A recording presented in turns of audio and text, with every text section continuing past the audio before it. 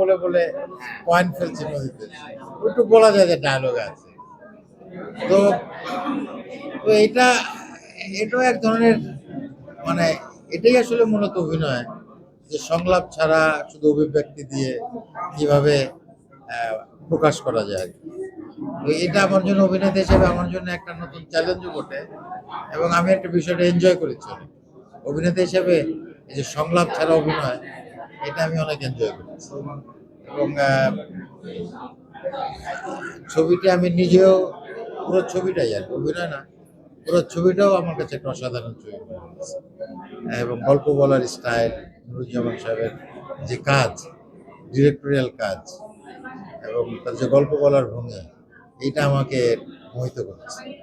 তো আমি এই ছবিটার সাফল্য কামনা করি, এবং আপনাদের মাধ্যমে বলতে চাই যে আপনারা তো আমাদের সঙ্গে সবসময় আছেন, আমাদের বাংলাদেশের চলচ্চিত্রের সঙ্গে আছেন।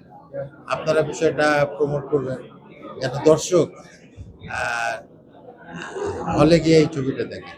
কারণ স্বাধীন চলচ্চিত্রে এখনো, যারা স্বাধীন চলচ্চিত্র তৈরি করেন, তাদের ছবি যে এখনো হলে গিয়ে অত লোক দেখে, এই অবস্থাটা এখনো বাংলাদেশে তৈরি হয়নি। তবে আমরা আশাবাদী যে আমাদের ছবি মানুষ দেখবে। আমরা সেই দর্শক ধীরে ধীরে হয়তো তৈরি করতে পারবো। আহ, সেই জায়গা থেকে বলবো যে আপনাদের একটা ভূমিকা আছে, আমরা যেমন কাজটি করলাম, আমাদের যেমন একটা দায়িত্ব আছে, আপনাদেরও একটা ভূমিকা আছে, দায়িত্ব আছে। না, এই সিনেমাতে আমার কোনো গান নেই। না না, এইটাতে এই ছবির প্রমোশন যে তৈরি করেছে, সেইখানে আমার একটা গান আছে, সেটা প্রমোশনের জন্য। এটা আমার যে ক্যারেক্টার, সেখানে গানের সুযোগ নাই, তবে বাঁশি বাজানো আছে।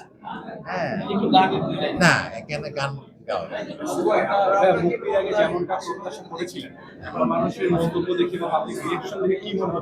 না, আজকে আজকে এখন যে দর্শকরা দেখলেন, আমরা আশাবাদী হয়ে উঠলাম যে আমাদের ছবিটা দর্শক দেখবে।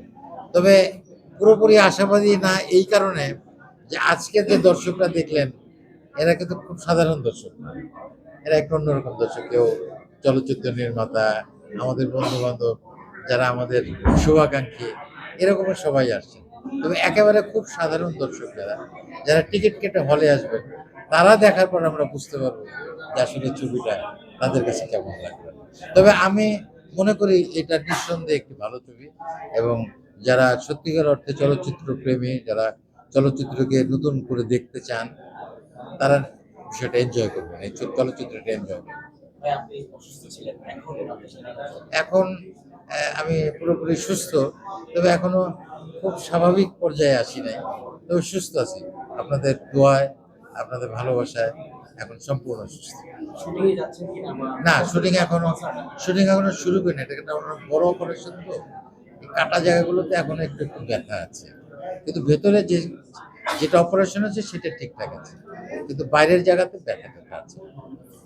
তো আশা করি খুব শীঘ্রই আমি হয়তো কাজ শুরু করব।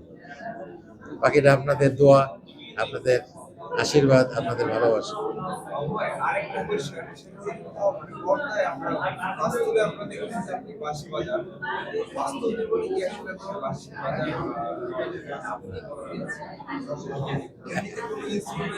হ্যাঁ, হারমোনিয়াম বাজায় গান গাই,